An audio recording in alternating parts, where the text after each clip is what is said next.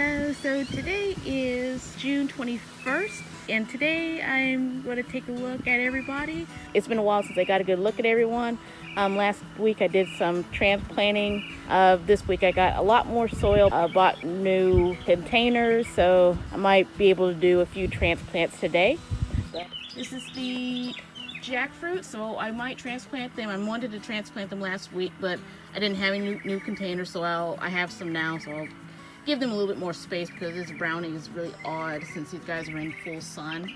Don't know what the browning is about, but it does have something to do with them being crowded. There's like 6 in each container, so I'm going to transplant those today. So this is my dwarf pomegranate. I believe I got this back in February. Oh no, so I had this back in November. I need to put a date on this. This one doesn't have a date. But I'm so glad that it's finally flowering. It's actually outside right now and they're able to get fertilized. So I might actually transplant this into a deeper container. It's already big enough and it's been in there since at least December. But I do want to give it a boost because look at all these little flowers about to come up. Yeah, there's a few more coming up, so I might give this plant a boost and transplant it this weekend or today.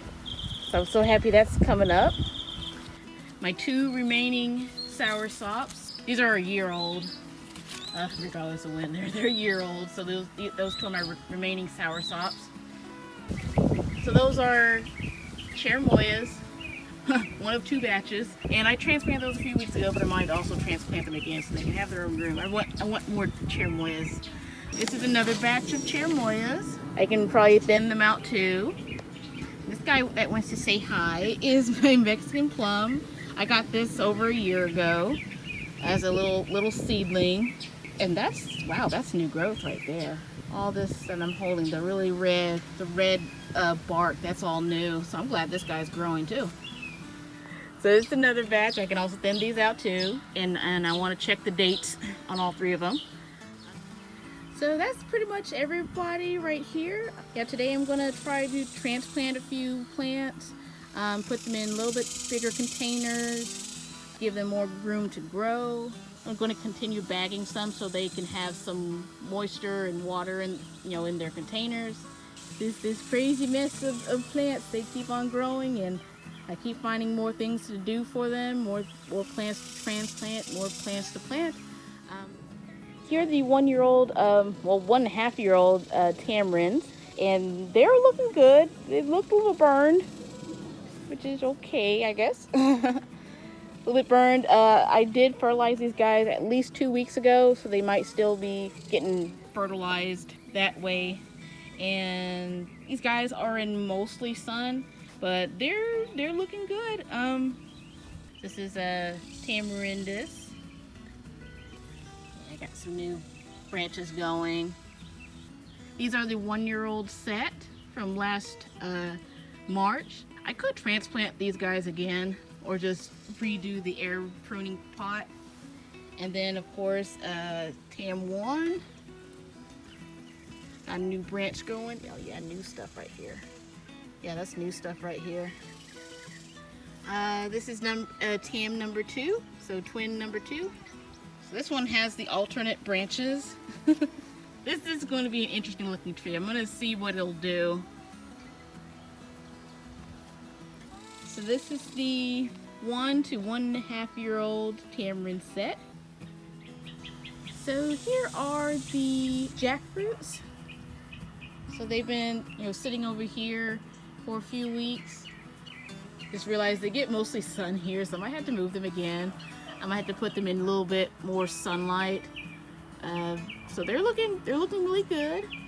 Yeah, they're a little intertwined with the blackberry here, but they're looking really good. Yeah, these guys are really looking good. They're growing more branches too that I noticed. It's like this is just one tree right here. So they're definitely doing good. So I want to look at these guys real quick. So these are my largest dragon fruit.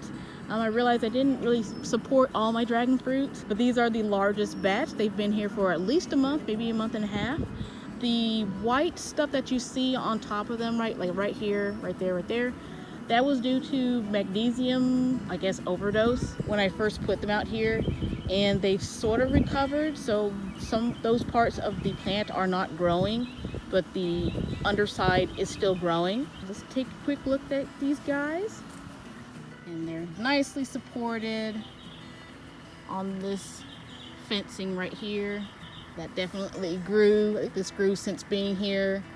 See, that part is really almost dead, but on the underside it's fine. So I think it's I think it's also a sunburn too. Yes, this part's new since being here. Yeah, new since being here. That part right there. So these like really green parts are from being in this position. And of course, got a bunch of new little growth right there. It's nice. That's new. That's new. Oh, that's new. This whole section's new. That whole section's new. You're coming back down.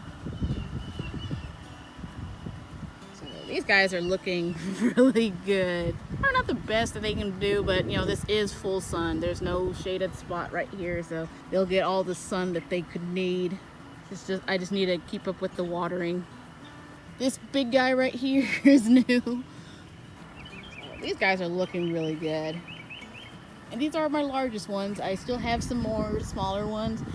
They're between the tables where the other plants are. So they don't get full sun, but they're still growing a little bit. It's not as much as these guys.